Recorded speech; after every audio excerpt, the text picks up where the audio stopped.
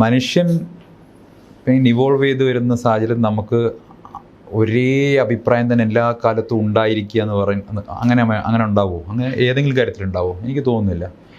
നമുക്ക് മാറി വരുന്ന സാഹചര്യം നമുക്ക് പലതരത്തിലുള്ള ചിന്തകളുണ്ടാവും, പലതരത്തിലുള്ള തിരിച്ചറിവുകളുണ്ടാവും.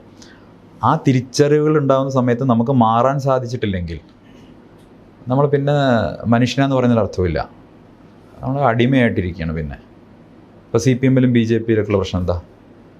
ചില കുടുംബങ്ങളിലോ പറഞ്ഞു ഞങ്ങൾ എന്ത് വന്നാലും ഞങ്ങൾ CPM, എന്ത് വന്നാലും ഞങ്ങൾ BJP, അതിലപ്പുറം മാറി ചിന്തിക്കില്ല.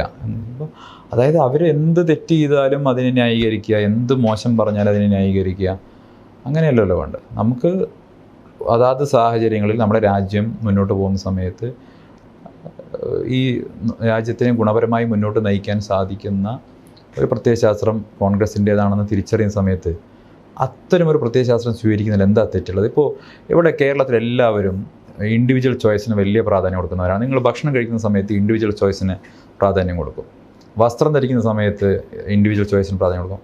പൊളിറ്റിക്സ് മാറുമ്പോൾ എന്താ അത്ര അസഹിഷ്ണുത? ഒരാളുടെ രാഷ്ട്രീയം മാറുമ്പോൾ ഞാൻ ഇന്ന് രാവിലെ കഴിച്ചത് ബിരിയാണിയാണ് അല്ലെങ്കിൽ നാളെ കഴിച്ചത് സദ്യയാണ്, നിങ്ങളൊന്നും ഇതാരും ചർച്ച ചെയ്യുന്നില്ലല്ലോ. അതെൻ്റെ ചോയ്സ് അല്ലേ? അതുപോലെ തന്നെ അല്ലേ പൊളിറ്റിക്സ്? അതുപോലെ അങ്ങനെ സിമ്പിൾ ആവണ്ടേ? അതല്ലേ ഒരു അല്ല മാറണ്ട. ഞാൻ പറയുന്നത് ഞാൻ ഇതുവരെ ചെയ്തത് തെറ്റായിരുന്നു എന്ന് ബോധ്യപ്പെട്ടാൽ അത് മാറാനുള്ള സ്പേസ് കൂടി കൊടുക്കുന്നതല്ലേ ഡെമോക്രസി? നമ്മളൊരു മെച്യൂർഡ് ഡെമോക്രസി അല്ലേ 2024 നമ്മൾ നിൽക്കുന്നത്. അവിടെ എന്തിനാണ് എന്നോട് ഈ അസഹിഷ്ണുത കാണിക്കുന്നത്?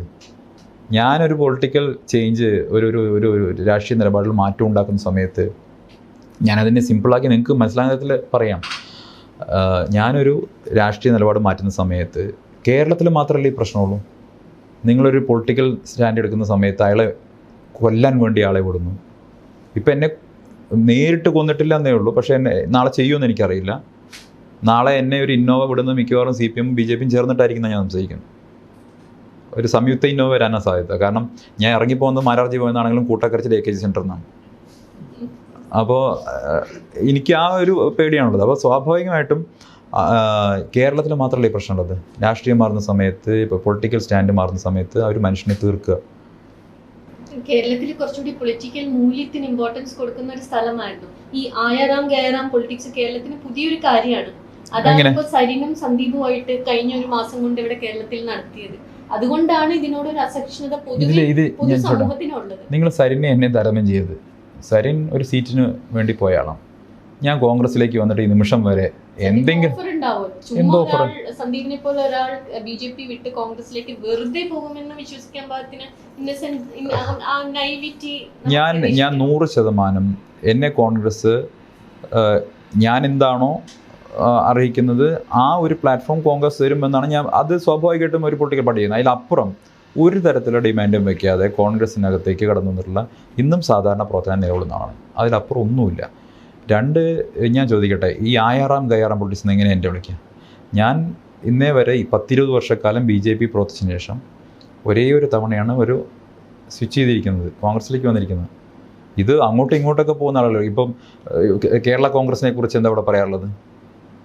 അതല്ലെങ്കിൽ ഇവിടെ എത്രയോ പൊളിറ്റിക്കൽ ലീഡേഴ്സ് അങ്ങോട്ടും ഇങ്ങോട്ടൊക്കെ പോയിട്ടുണ്ട്. അതൊന്നും ഇല്ലാത്ത ഒരു പ്രശ്നം എന്താ ഞാൻ മാറിയ സമയത്ത്?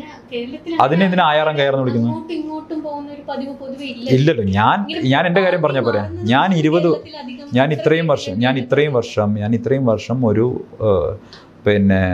രാഷ്ട്രീയ പാർട്ടി പ്രവർത്തിച്ച ശേഷം എൻ്റെ ചില ജീവിതാനുഭവങ്ങളുടെ തിരിച്ചറിവുള്ള പേരിൽ ഞാനൊരു പുതിയ സമീപനം സ്വീകരിക്കുന്നു. അതിനെ മറ്റുള്ളവരുമായിട്ട് ചേർത്ത് കെട്ടേണ്ടതില്ല. സരിൻ എവിടെയും ഐഡിയോളജിക്കലായിട്ടുള്ള ഷിഫ്റ്റ് പറഞ്ഞില്ല. അപ്പോൾ സരിൻ പറഞ്ഞത് ഞാൻ CPM-നുള്ളിലെ കോൺഗ്രസ്സുകാരനായിരിക്കും എന്നാണ്. ഞാൻ ഒരിക്കലും കോൺഗ്രസിനുള്ളിലെ BJP-കാരനായിരിക്കില്ല. ഞാൻ കോൺഗ്രസ്സുകാരനായിരിക്കും, ക്രിസ്റ്റൽ ക്ലിയർ കോൺഗ്രസ്സുകാരനായിരിക്കും. എനിക്ക് ക്ലാരിറ്റി ഉണ്ട്, ഐഡിയോളജിക്കൽ ക്ലാരിറ്റി ഉണ്ട്. നമുക്കിപ്പോഴും ക്ലാരിറ്റി വരാത്തത് ഇത്ര എളുപ്പമാണോ ഈ പൊളിറ്റിക്കൽ ഷിഫ്റ്റ് എന്നുള്ളൊരു കാര്യത്തിലാണ്. സന്ദീപ് പറയുന്ന ഒരു ക്ലാരിറ്റി നമുക്ക് ഫീൽ ചെയ്യാം. ഞാൻ പറഞ്ഞല്ലോ ഞാൻ എത്രയോ കാലമായിട്ട് എൻ്റെ വ്യക്തിപരമായിട്ടുള്ള അഭിപ്രായം പലപ്പോഴും BJP-ക്ക് അകത്തും പുറത്തും പറഞ്ഞിട്ടുണ്ട്. ആ സമയത്തൊക്കെ അത് BJP മുന്നോട്ട് വയ്ക്കുന്ന പോളറൈസേഷൻ്റെ പൊളിറ്റിക്സിനെതിരായിട്ടുള്ള നിലപാട് ഞാൻ സ്വീകരിച്ചിട്ടുണ്ട്. അപ്പോഴൊക്കെ എനിക്ക് ആ പാർട്ടിക്കുള്ളിൽ സംഭവിച്ചിട്ടുള്ള പ്രയാസങ്ങൾ നിങ്ങൾ പറഞ്ഞിട്ടുണ്ട്. പിന്നെ ചില സാഹചര്യങ്ങൾ വരുന്ന എക്സിറ്റ് ഉണ്ടാകുന്നത് BJP പോലെ ഒരു അടച്ചിട്ട ഒരു ഒരു ഒരു കോട്ടയ്ക്കകത്ത് നിന്നും പുറത്തേക്ക് ഇറങ്ങാൻ നിങ്ങൾക്കൊരു എക്സിറ്റ് പോയിന്റ് ചില സമയത്ത് നമ്മൾ ട്രിഗർ ചെയ്യുന്ന ഒരു സിറ്റുവേഷൻ ഉണ്ടാവും. ആ സിറ്റുവേഷൻ അറൈസായി ഐ ഗോട്ട് എക്സിറ്റ്, അത്രയേ ഉള്ളൂ.